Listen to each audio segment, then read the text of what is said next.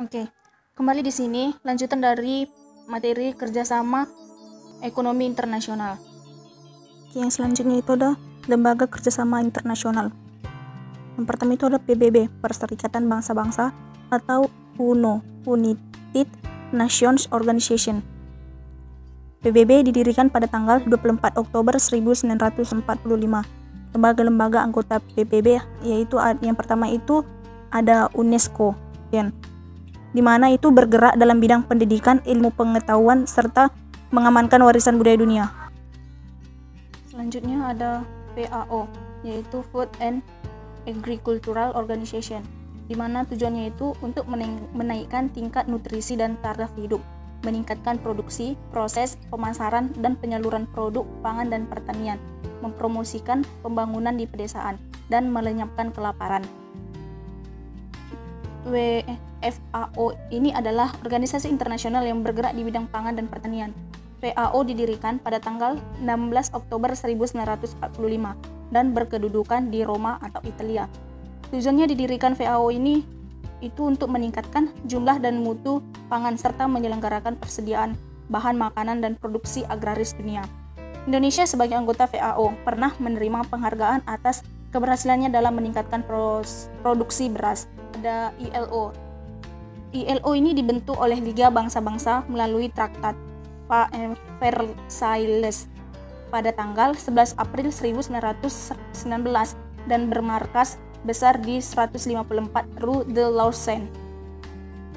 Yang selanjutnya itu ada UNDP, di mana organisasi yang memberikan bantuan teknis dan pembangunan bagi negara berkembang untuk memberantas kemiskinan, ketidaksetaraan, serta membantu negara-negara tersebut untuk maju. Di UNDP ini dibentuk pada bulan November 1965.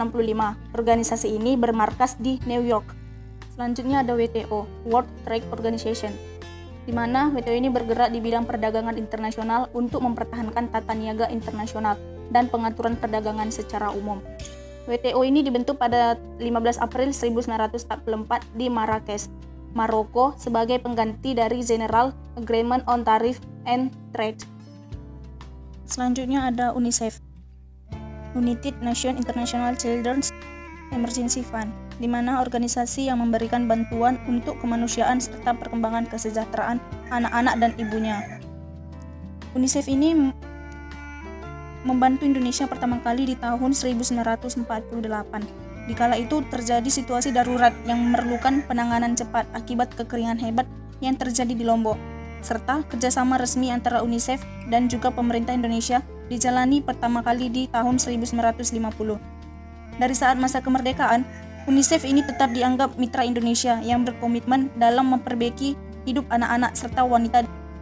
Selanjutnya itu ada IMF, International Monetary Fund, di mana itu membantu pertumbuhan ekonomi dengan menyediakan bantuan pinjaman keuangan ke negara-negara yang mengalami kesulitan dalam neraca pembayaran. IMF ini merupakan salah satu organisasi otonom yang bekerja dengan PBB yang dibentuk pada tahun 1944 dalam konferensi PBB di Bretton Woods, Amerika Serikat, dan diresmikan itu pada tahun 1945. Yang selanjutnya itu ada WHO, yaitu World Health Organization, di mana badan yang memiliki otoritas pengarahan dan koordinasi bagi kesehatan internasional agar semua orang itu mencapai tingkat kesehatan tertinggi.